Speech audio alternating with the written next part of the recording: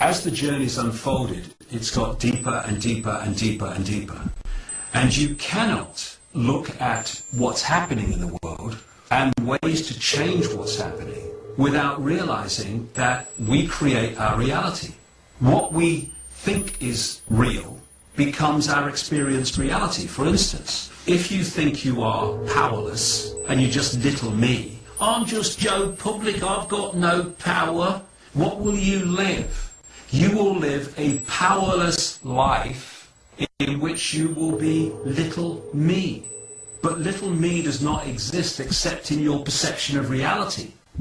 And the whole idea is to persuade humanity from cradle to grave that they have no power and events in their lives are random and they're just bad luck and good luck, and they should hand their power to the people in authority because they know best.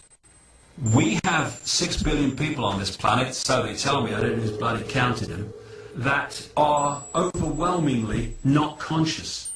They are what I call body conscious. They're 5 sense conscious. They're conscious of the 5 senses. They're not conscious of much greater, deeper, more wise and knowledgeable levels of consciousness, which is what they really are. And what is happening now is people are waking up. People talk about, I suddenly woke up and I could see it. Well, what is this waking up?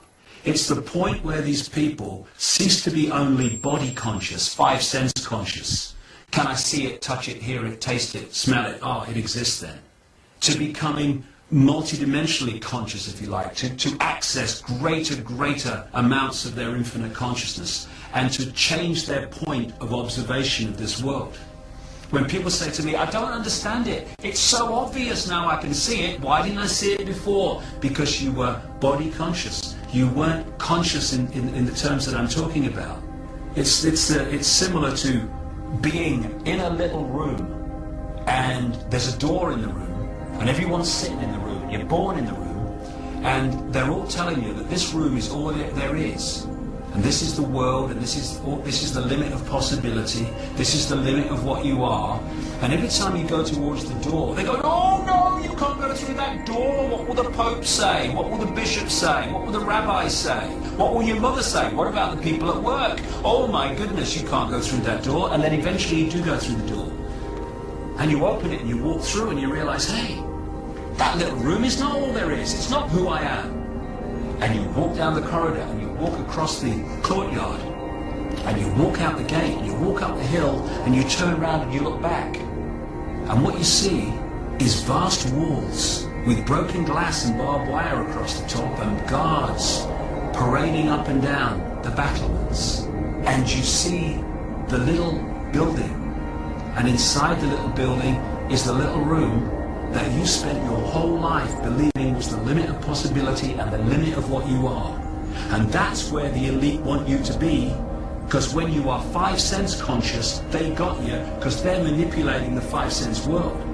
When you expand your consciousness by removing preconceived ideas and programmed beliefs and just start with another blank sheet of paper, you symbolically walk to the top of that hill and you look back and you go, my God, I can see it now. Because if we remain 5 sense conscious, we can forget it. Because they control access to the 5 senses through what we hear, what we eat, what we smell, what we see. Look at society, the way it's structured. It's all structured to entice and entrap the 5 senses and hold us staring in that headlights of that oncoming train. But when you move away from preconceived ideas and preconceived beliefs and what the bloody bishop tells you, what your mother tells you, what the professor at university tells you, and you start to think for yourself with a blank sheet of paper, then you can start to see the world in a different way. And amazing things happen. I know, I've experienced them for 20 years. I know other people have experienced them. Suddenly, when you put out the intent, I want to make a contribution to bringing an end to this fascism and having a world of freedom. What happens, because we are electromagnetic beings on this level, we are putting out that intent. And that intent locks into other magnetic energy fields that we call people, places, experiences. And we draw those people to us. And we call it synchronicity. We call it, what a coincidence. I think like this, I want to do that. And you come into my life and you think like that and you want to do the same. You get this meeting of minds, this drawing in of like minds, and this inspiration of where we go next. Because it's not for me to tell anyone how they react to this increasing police state. We are drowning in people telling others what they should do, what they should think, how they should react to this. We don't want any more of that. We need to encourage people to become conscious so they are inspired themselves on how they should react from their perspective to what is going on. We want no more sheep following the shepherd, no more herd mentality, frightened of leaving the field. We need people to become conscious in themselves and for them to make their decisions on what they do and how they react to this situation we're talking about. Because if that doesn't happen, forget it. Because I tell you, you may not like it, it's just my view. There are large numbers of conspiracy researchers who are not conscious, they're body conscious. And it's great what they're doing because we need to know about the manipulation of banking systems and political systems and all the rest of it. But if that's where it ends, all we're going to do is learn more and more about the prison cell. I want to know where the key is. Where's the key to open this door? To walk out of the cell, not to learn more about it. And the only way to find that key is by becoming conscious.